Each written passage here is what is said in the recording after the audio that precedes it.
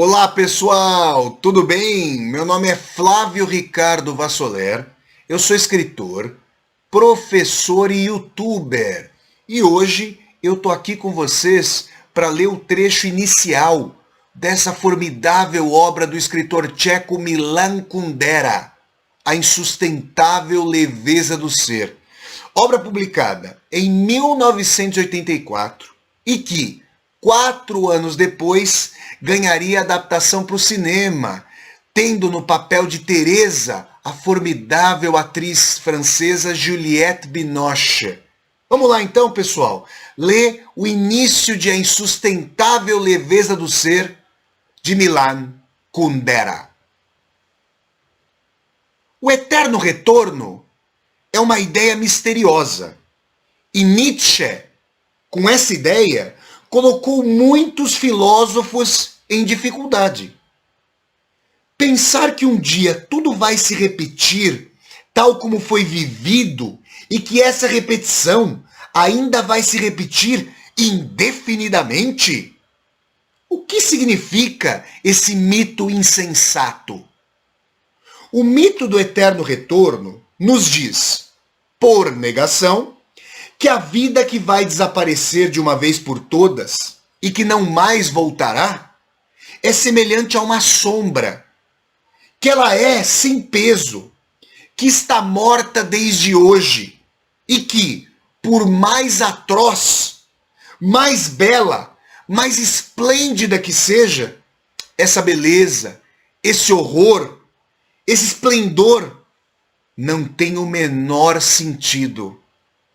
Essa vida não deve ser considerada mais importante do que uma guerra entre dois reinos africanos do século XIV, que não alterou em nada a face do mundo, embora 300 mil negros tenham encontrado nela a morte através de indescritíveis suplícios.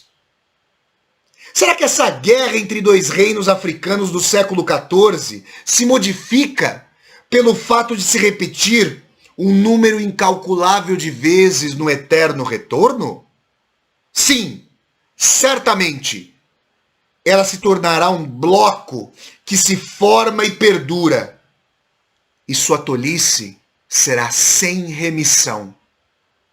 Se a Revolução Francesa devesse repetir-se eternamente, a historiografia francesa se mostraria menos orgulhosa de Robespierre. Mas, como ela trata de uma coisa que não voltará, os anos sangrentos não são mais que palavras, teorias, discussões. São mais leves que uma pluma, já não provocam medo. Existe uma enorme diferença entre um Robespierre que não aparece senão uma vez na história, e um Robespierre que voltasse eternamente cortando a cabeça dos franceses. Digamos, portanto, que a ideia do eterno retorno designa uma perspectiva na qual as coisas não parecem ser como nós as conhecemos. Elas nos aparecem sem a circunstância atenuante de sua fugacidade. Essa circunstância atenuante nos impede, com efeito, de pronunciar qualquer veredito. Como condenar o que é efêmero? As nuvens alaranjadas do crepúsculo douram todas as coisas com o encanto da nostalgia, inclusive a guilhotina. Não há muito tempo, eu mesmo fui dominado por este fato. Parecia-me incrível, mas, folheando um livro sobre Hitler, fiquei emocionado diante de algumas de suas fotos. Elas me lembravam o tempo de minha infância, e eu a vivi durante a guerra. Diversos membros de minha família foram mortos nos campos de concentração nazistas.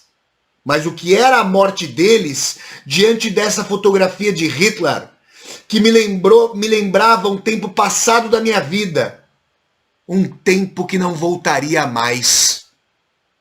Essa reconciliação com Hitler trai a perversão inerente ao mundo, fundado essencialmente sobre a inexistência do retorno. Pois nesse mundo, tudo é perdoado por antecipação. E tudo é, portanto, cinicamente perdido. Se cada segundo de nossa vida deve se repetir um número infinito de vezes, estamos pregados na eternidade como Jesus Cristo na cruz.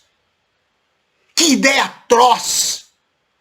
No mundo do eterno retorno, cada gesto carrega o peso de uma insustentável leveza. Isso é o que fazia com que Nietzsche dissesse que a ideia do eterno retorno é o mais pesado dos fardos, das schwerste Gewicht. Se o eterno retorno é o mais pesado dos fardos, nossas vidas, sobre esse pano de fundo, podem aparecer em toda a sua esplêndida leveza.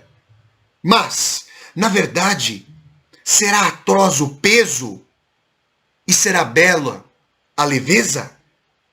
O mais pesado fardo nos esmaga, nos faz dobrar sob ele, nos esmaga contra o chão. Na poesia amorosa de todos os séculos, no entanto, a mulher deseja receber o peso do corpo masculino. O fardo mais pesado é, portanto, ao mesmo tempo a imagem da mais intensa realização vital. Quanto mais pesado o fardo, mais próxima da terra está a nossa vida, e mais ela é real e verdadeira. Por outro lado, a ausência total de fardo faz com que o ser humano se torne mais leve do que o ar, com que ele voe, se distancie da terra, do ser terrestre, faz com que ele se torne semi-real, que seus movimentos sejam tão livres quanto insignificantes. Então, o que escolher? O peso ou a leveza? Foi a pergunta que Parmênides fez a si mesmo no século VI a.C. Segundo ele, o universo está dividido em duplas de contrários: a luz e a obscuridade, o grosso e o fino, o quente e o frio, o ser e o não ser. Ele considerava que um dos polos da contradição é positivo: o claro, o quente, o fino, o ser. O outro, negativo. Essa divisão em polos positivo e negativo pode nos parecer de uma facilidade pueril. Menos em um dos casos. O que é positivo? O peso ou a leveza? Parmênides respondia: o leve é positivo, o pesado negativo.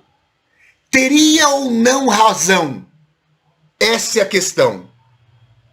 Uma coisa é certa: a contradição pesado-leve é a mais misteriosa e a mais ambígua de todas as contradições. Grande Milan Kundera, autor de A Insustentável Leveza do Ser. Pessoal, se vocês gostaram dessa leitura, eu peço que vocês se inscrevam nesse meu canal do YouTube, Flávio Ricardo Vassoler. Toquem aí a sinetinha para receberem as notificações. E se vocês gostaram desse vídeo, eu peço que vocês deem um like, curtam o vídeo, comentem-no e compartilhem aí o vídeo pelas redes sociais para que nós possamos disseminar essas leituras para mais e mais pessoas. Até a próxima, pessoal! Tchau, tchau!